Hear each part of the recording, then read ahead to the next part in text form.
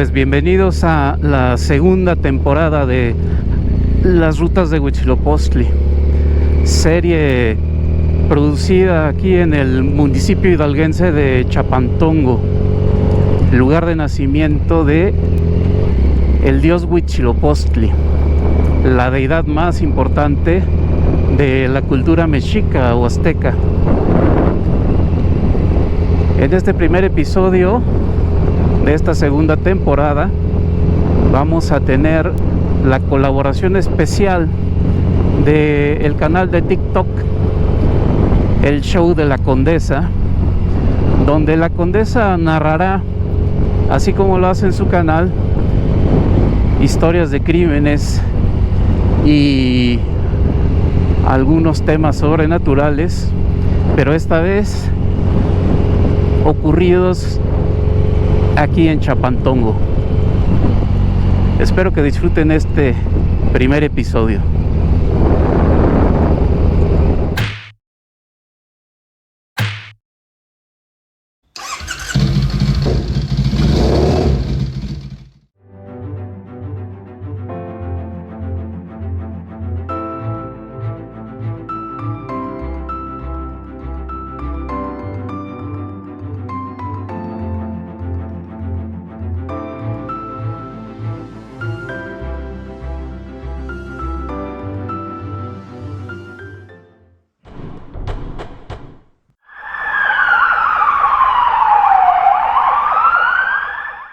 Bienvenidos a las rutas de Huitzilopochtli.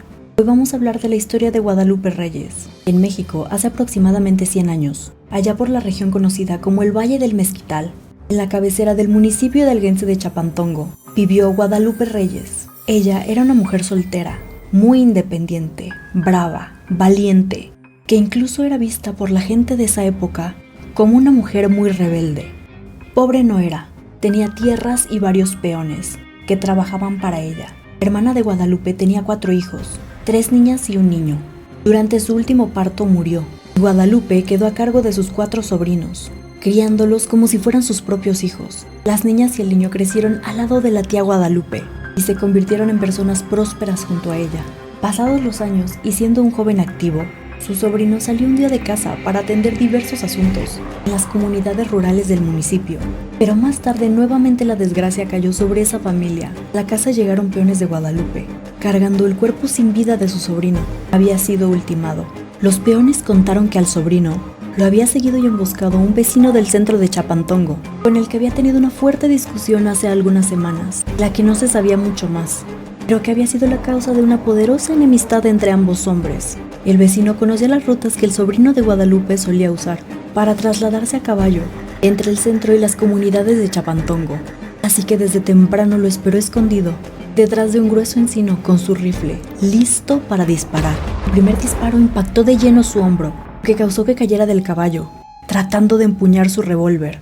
Pero el vecino aprovechó la sorpresa y desconcierto de su víctima para alcanzarlo con un segundo y definitivo disparo, esta vez en la frente. Lo venadearon, dijeron los peones, mientras colocaban sobre un petate el cuerpo del sobrino de Guadalupe. Enfurecida, Guadalupe Reyes reunió a todos sus peones y les ordenó dirigirse a la casa del asesino. Rodearon la vivienda y ahí esperaron durante varios días, probando a que no tuviera más remedio que salir de esa casa.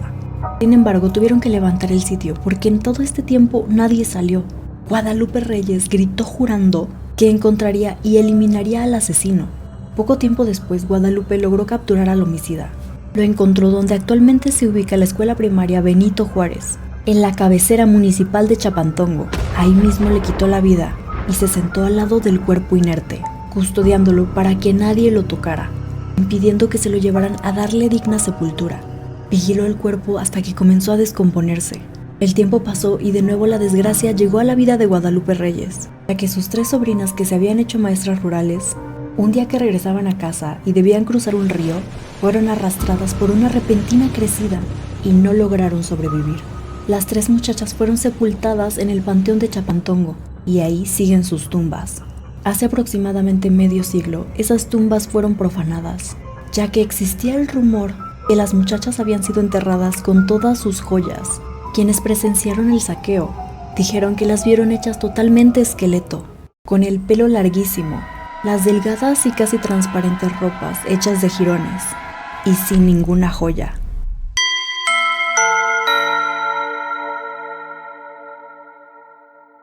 Bienvenidos a las rutas de Huitzilopochtli. Hoy vamos a hablar de las brujas de Chapantongo, en la cabecera municipal de Chapantongo, desde el lugar donde hoy se encuentra la casa de los adultos mayores, y antes se encontraba el centro de salud, casi frente al balneario El Tanque, en la esquina de la calle que sube al expendio de la panadería El Toro, desde ahí y hasta Los Cerritos, rumbo a Alfajayucan, allí donde se encuentra la preparatoria del Valle de Hualtepec. A todas esas áreas se le conoce como los huesitos, porque donde quiera que se excaven se encontrarán restos óseos humanos y piezas talladas de obsidiana y otras de antigua alfarería. Se comenta que esto es así porque al parecer toda esa zona fue cementerio de la cultura olmeca. Fue en Los Cerritos que ocurrieron los siguientes hechos. Ahí vivía una muchachita que llamaremos María. Compartía cuarto con sus hermanos menores y su padre, quien salía a trabajar temprano y regresaba por la noche, quedando María a cargo de sus hermanitos. Antes de que llegara su padre, pero ya oscurecido el día, regularmente la niña bajaba al río a buscar agua para preparar el café a su padre cuando llegara. En la parte del río donde ella recogía el agua, había una pequeña playita de arena. Una noche en ese lugar, María vio unas bolas de fuego que se perseguían entre ellas en la playita. Sintió mucho miedo, pero en su mente de niña responsable, alcanzó a llenar su cántaro y emprendió lo más rápido posible el regreso al camino a la vivienda, mientras las bolas de fuego la seguían. Antes de llegar al cuarto, pasó debajo de un árbol y la copa del mismo se meció con gran fuerza, saliendo de ahí una bola de fuego que se unió a las demás. Cuando por fin pudo llegar al cuartito, entró a toda prisa y cerró la puerta. Desde el interior, ella y sus pequeños hermanos pudieron observar por una pequeña rendija que había entre el piso y la parte inferior de la puerta las bolas de fuego jugueteando. Cuando al fin llegó su padre, las bolas de fuego ya habían desaparecido. María, ahora ya adulta, jura y perjura que esto le pasó cuando era pequeña. Pero además, en ese lugar también su primo asegura que él llegó a ver las bolas rodando sobre un cercado y que incluso les llegó a disparar con un rifle, pero que no las alcanzaba porque se movían muy rápido. Y no sabemos si fueron esas mismas brujas o algún fenómeno de otro tipo lo que sacó a pasear al abuelo Ezequiel, también pariente de la niña María. Ezequiel, antes de ser abuelo, fue maestro rural y los fines de semana regresaba a la cabecera municipal a ver a su mujer. Pero antes de ir a verla, se detenía al centro para beber unos pulques y ya un poco ebrio se dirigía a Los Cerritos, que es donde vivía su mujer y donde vivía él cuando estaba en Chapantongo. Ezequiel contó que un día, regresando en esa condición, el camino de golpe se oscureció y dejó de verlo. Aquella noche Ezequiel no regresó a su cuarto con su mujer. Salieron a buscarlo y lo encontraron intacto, sin ningún rasguño, en medio de una zona con plantas espinosas, conocida como el Cardonal.